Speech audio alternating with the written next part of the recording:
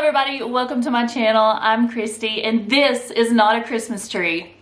This is my year-round keto tree. That's what this has been dubbed now. It will be leaving soon when spring comes. I'm gonna find some other foliage piece to put there. But many of you ask, why do I still have my Christmas tree up? I don't. Today's video is a meal prep video. My meal prep videos consist of usually breakfast and lunch items. I'll throw in desserts because that is a big part of my keto journey, along with my children who are also following a low carb lifestyle. I do throw in usually a dinner item in there, like a chicken or some kind of meat, so that we can throw together an easy, quick meal at night when we're on the run. But our busiest times, of course, is breakfast and lunch, especially throwing all that together and getting them out the door in the mornings. It's brutal, brutal. Are you guys the same way? So if you're not already subscribed to my channel, go ahead and do so because I'd love to have you as a member of my YouTube family. Follow me on Facebook. We have an amazing group over there. It's All Things Keto with Kristi. It'll be linked in the description box. We're getting really close to 6,000 members. Is that not absolutely amazing? I do tons of stuff over there, like unboxings. I share discount codes. If I see specials on Amazon, I'll let you know. And I am very active over there. So go join that group.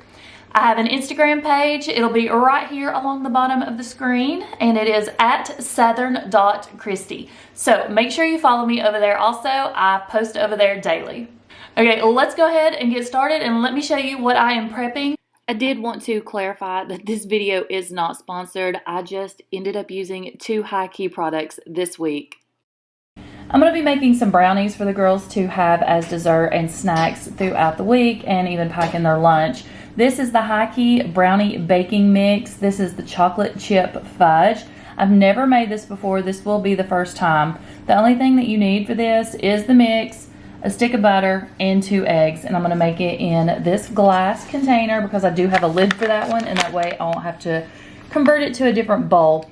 This makes 12 servings. If you make it as prepared, each one is 130 calories, 12 grams of fat, 16 total carbs. It has dietary fiber, allulose, and erythritol, which brings your total net carbs to 2, and your protein is at 3. We will be adding some Lollis chocolate chips to the mix because we add Lollis to everything. So this recipe just calls for 1 stick of butter melted. Then it says to pour in your brownie mix. Oh, it already has chocolate chips in it. I wanted to show you that this mix already has chocolate chips in it, so we still may add some Lollis. It says to go ahead and mix this up before adding in the eggs.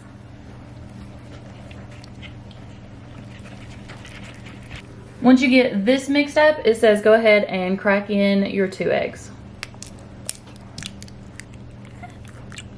We're gonna go ahead and mix this together before I decide if I'm going to put any more Lollis in it.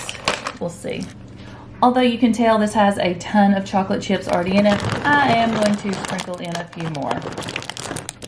You'll want to grease down your container before you put your brownie mix in here. I just used butter. You can either spray with ghee, coconut oil.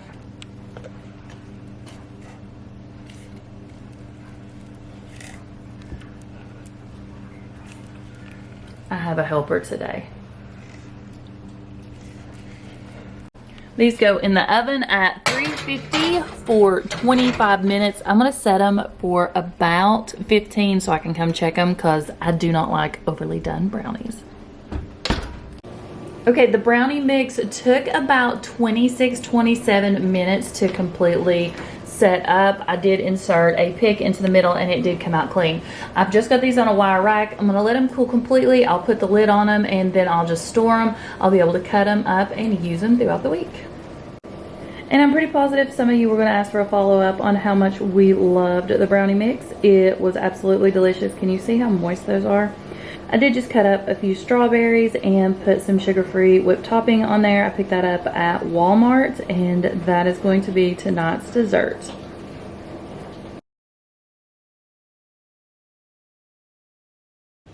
I have some chicken breasts left over. I cooked some up already and I wanted to go ahead and put these in the crock pot.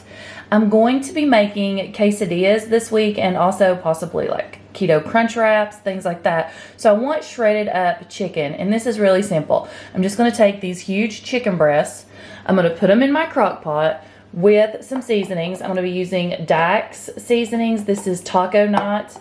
Also a little bit of garlic because I add garlic to everything, and some salsa. I pick up my salsa at Aldi because this one is no sugar added. It's organic. We love it, and it's lower in carbs.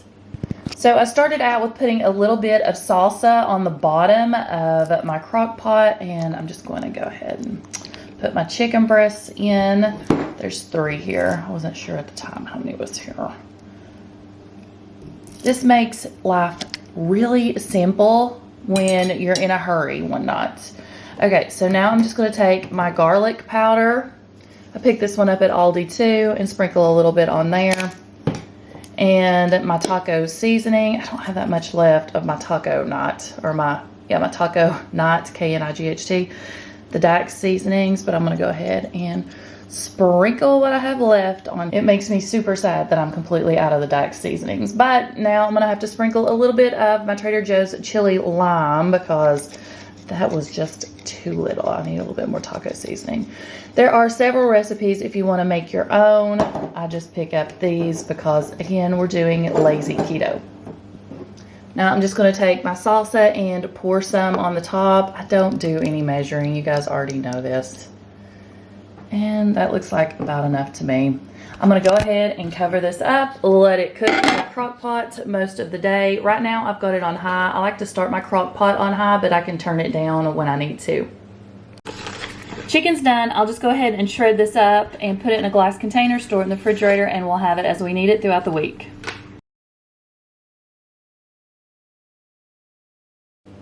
I make condiments every single week, but I rarely show them. I'm going to start probably incorporating at least one into my meal prep videos every week from now on because we do make the majority of our own. Today I'm making the Taco Bell quesadilla sauce. We adore that stuff. And every time we used to get something at Taco Bell, we would ask for some. So here is my own personal recipe. You'll need Duke's mayonnaise, or keto-friendly mayonnaise of your choice. I choose Duke's because it has no sugar added. Sour cream, jalapeno, garlic powder, paprika, cayenne pepper, salt, and this recipe calls for cumin, which I am completely out of. But I'm going to try a substitute today, and that is going to be Trader Joe's chili lime seasoning, but you can use any taco seasoning of your choice. Starting out with 1/2 cup of sour cream, 2 tablespoons of mayonnaise,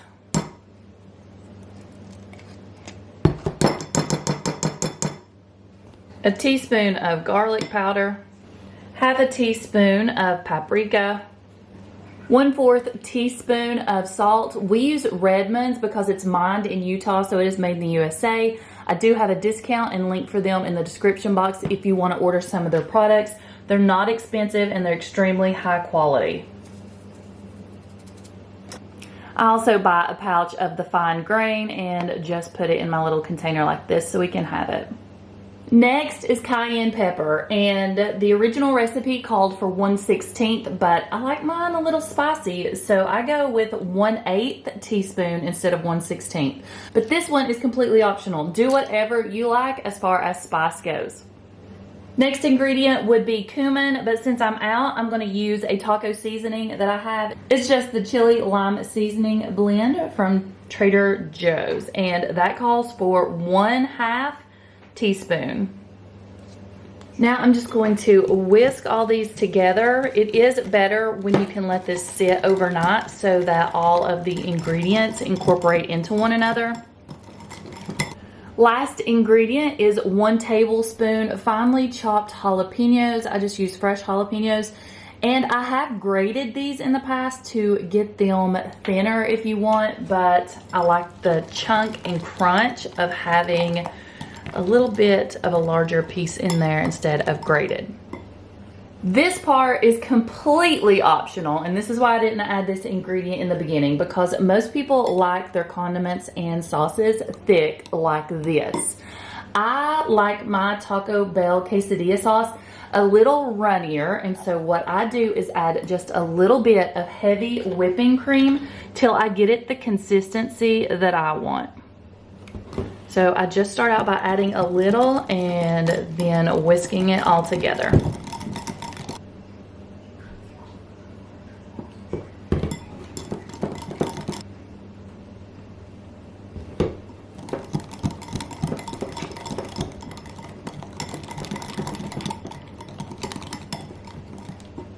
Again, this is an optional ingredient. You do not have to do this. We just like ours a little thinner. Just keep adding a little bit at a time till you get it the consistency that you want.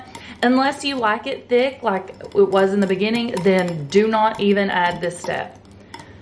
But I'm thinking this is looking good at this point. Also, another optional ingredient would be hot sauce. If you have a favorite keto-friendly hot sauce, really spicy, and you want to spice this up, put a couple of dashes in there. It definitely kicks it up a notch. So, versatile, keto-friendly condiment recipe. You guys are gonna love this.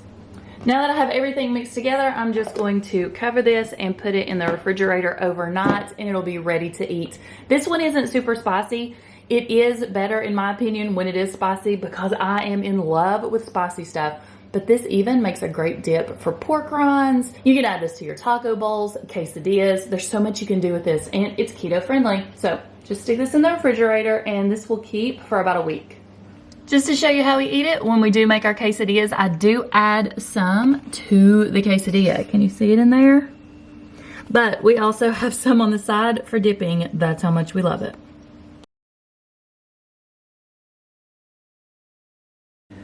Briley has requested the new high key pancake mix in chocolate for breakfast this week. And I love to meal prep a breakfast item.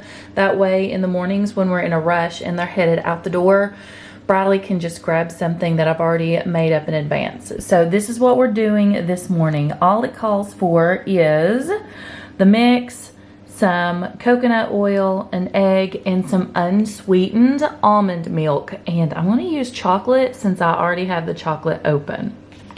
Here's the nutritional information on the back in case anybody is interested. The link for them will be listed below, and I'll also have a discount code available for you guys. I've already melted 2 tablespoons of my coconut oil, and it calls for a half a cup of the mix. Before I add my egg and my milk, I'm just going to go ahead and start to mix this up a little bit. 1 egg and 3 tablespoons of almond milk, and I already said we were going to use the chocolate to make this even more chocolatey, and of course it is unsweetened.